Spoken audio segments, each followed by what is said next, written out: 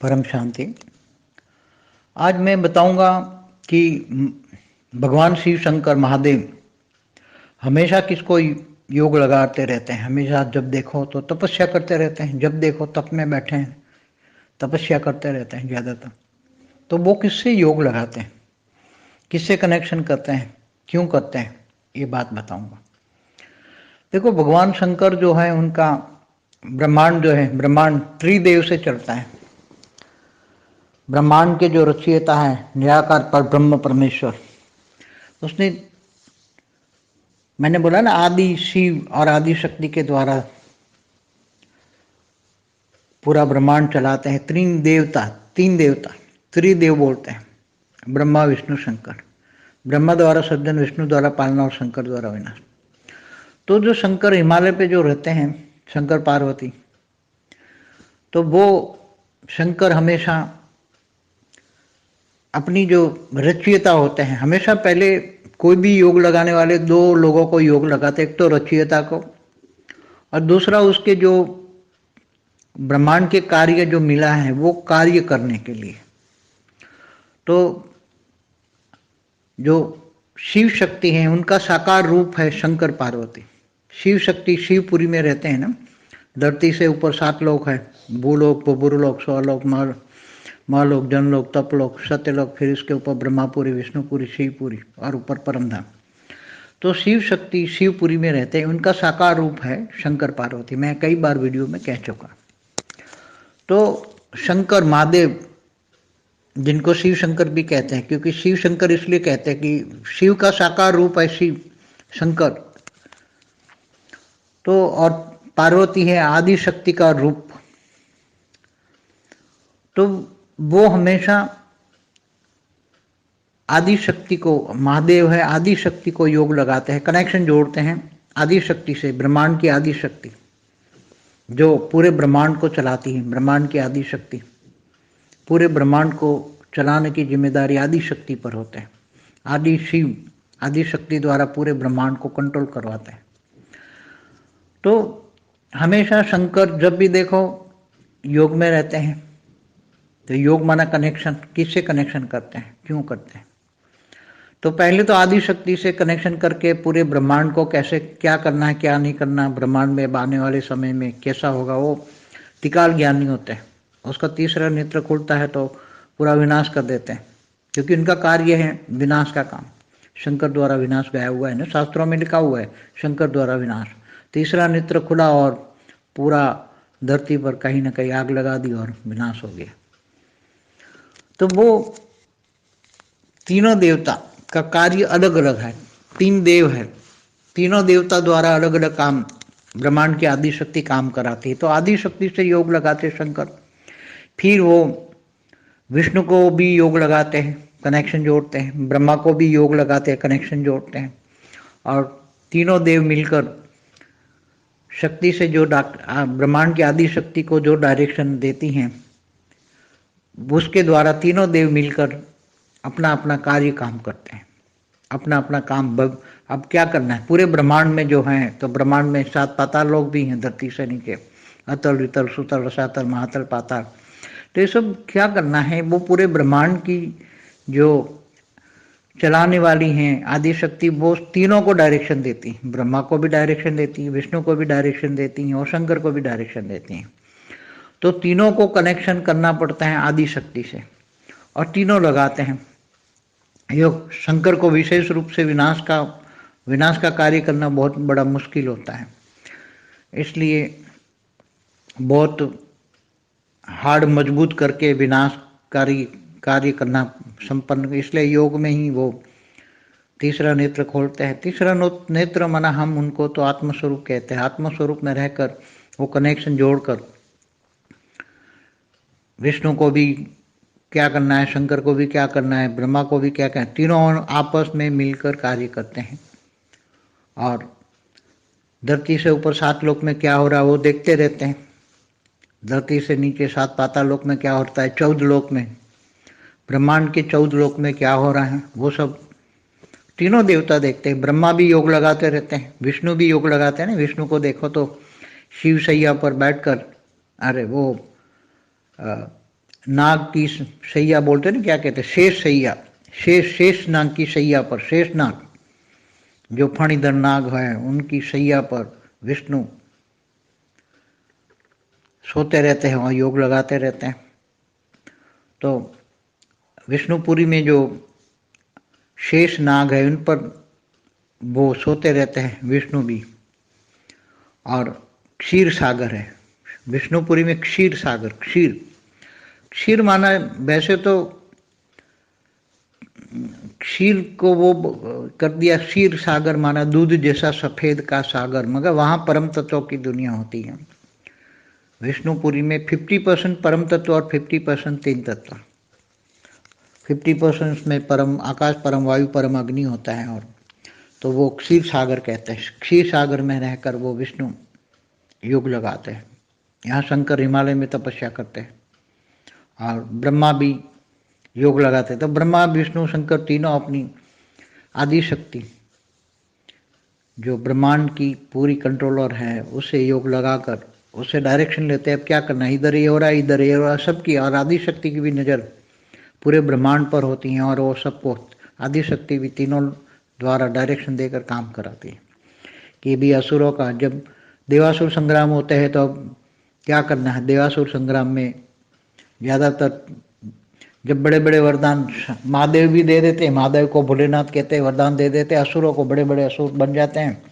फिर इनको इंद्र पद भी त्याग कर लेते हैं और असुर इंद्रलोक पर भी अपना हक जमा लेते हैं। असुर भी इंद्र बन जाते तो देवता तीनों लोक पर, भूलोक, बुभुरुलोक, स्वलोक, तीनों लोक पर असुर लोक बन जाते हैं और असुरों का राज होता है तीनों लोक में। तब त्राहिमम त्राहिमम होता है तीनों लोक में। तब आदि शक्ति भी क्या करना चाहिए, तब आदि शक्ति के अवतार होते हैं ना। आदि शक्ति के जो नवरात्रि में 9 अवतार गाए जाते हैं, नवरात्रि मनाते हैं, नवरात्रि माना 9 रूप 9 अवतार।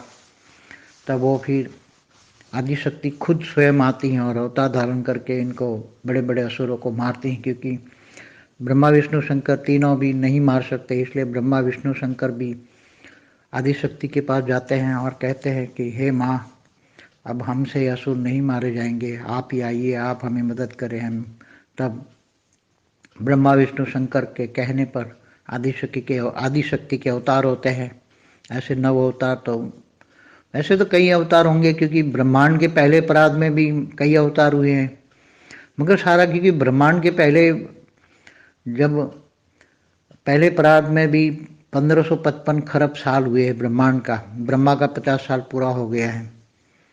तो आप सुनो, देखो, समझो, बुद्धि से सोचो। ब्रह्मांड, पूरा ब्रह्मांड, शास्त्रों में पूरे ब्रह्मांड को एक 16 सृष्टि को एक ब्रह्मांड बोला है। शास्त्रों में अनंत कोटि ब्रह्मांड का है।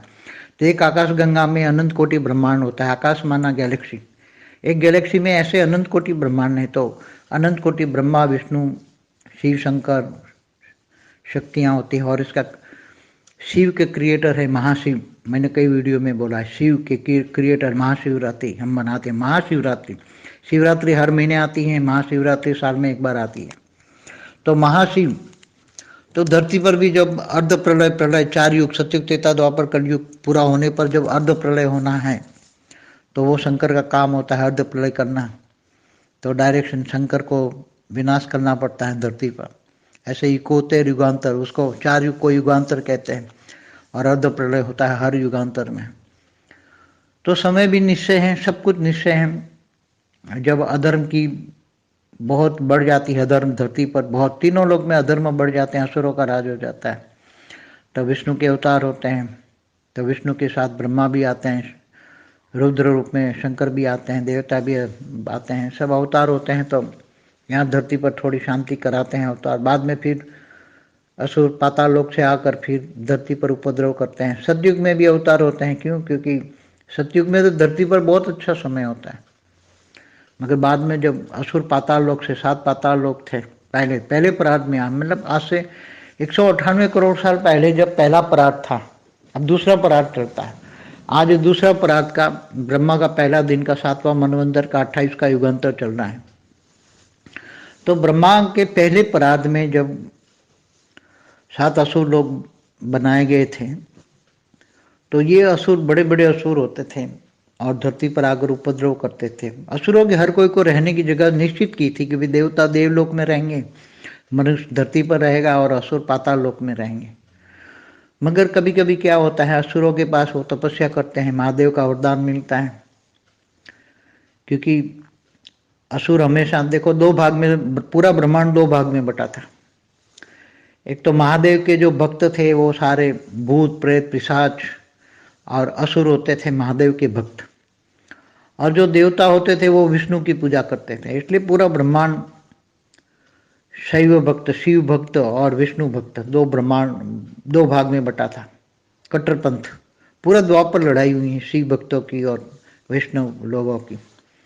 ये वैष्णव है और ये शिव भक्त हैं, तो दोनों की आपस में लड़ाई होती, मगर सब समझाते, देवता भी समझाते, क्योंकि आपस में तीन देवताओं की भी नहीं बनती, त्रिदेव की भी नहीं बनती, तीन देवियों की भी नहीं बनती, लक्ष्मी सरस्वती और दुर्गा मना पार्वती, तीनों की भी नहीं बनती, आपस में लड़ते, खुद तीन लड़ते रहते हैं। तो फिर और एक दूसरे के जो भक्तों के लिए भी लड़ते रहते हैं, आपस में बहुत युद्ध हुए हैं, महादेव और विष्णु के भी बहुत युद्ध हुए हैं आपस में। तो जो शास्त्र पढ़ते हैं, जिन्होंने शास्त्र पढ़े हैं, 4 वेद 16 उपनिषद 18 पुराण जिन्होंने पढ़े हैं, पुराण माना हिस्ट्री ज्योग्राफी, 18 पुराण में लिखी है, तो जिन्होंने सब कुछ पढ़ा है, इनको थोड़ा सा ज्ञान होता है। आज टीवीओ में जो सारी सीरियल दिखाई गई, रामायण महाभारत, गंगा मैया, जो भी जितने भी शिव पुराण विष्णु पुराण, जितने भी पुराण हैं, उन पर सारी सीरियल बना के दिखाई गई। क्यों? भारत के लोगों की आँख खुले, समझे, सोचे समझे अब क्या होने वाला है, अब महाविश्व परिवर्तन होने वाला है।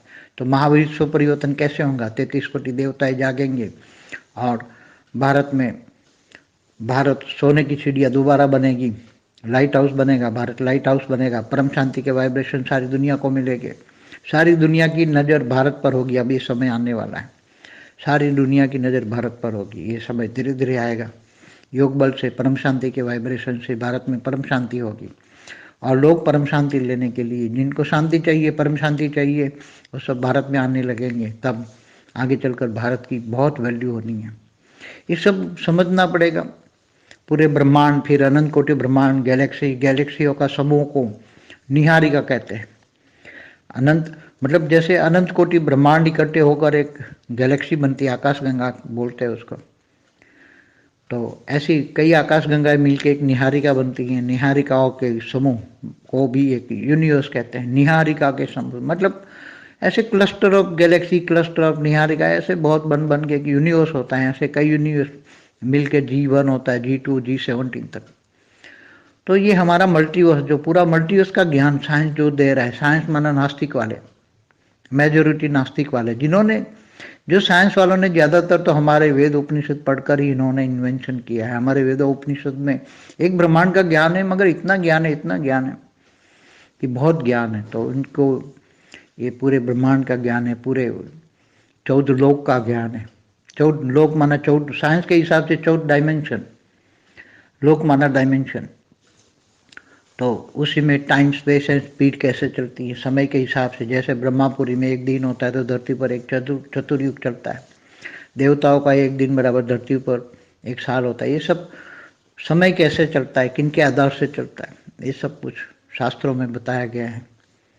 शास्त्रों में स्पिरिचुअल पावर से चलने वाले साधन होते, सबके पास अपने अपने रथ होते थे, दिव्य रथ होते थे, दिव्य लोग जाते थे। तो सब बातें समझनी पड़ेगी, लोगों को जागना पड़ेगा, उठना पड़ेगा, ज्ञान समझना पड़ेगा, मेहनत न करनी पड़ेगी, आत्मस्वरूप बनना पड़ेगा। गीता में भी कहा है, गीता सर्वशास्त्र शिरोमणिया, गीता में भगवान कृष्ण ने कहा है, आत्मस्वरूप बन, मुझ परमात्मा को याद कर, मैं तेरे सर्व पापों को विनाश कर दूंगा और अंत में ऊंच परम धाम ले जाऊंगा। तो ये सब बहुत, ये ज्ञान मार्ग है, भक्ति का फल ज्ञान मिलता है, परम शांति।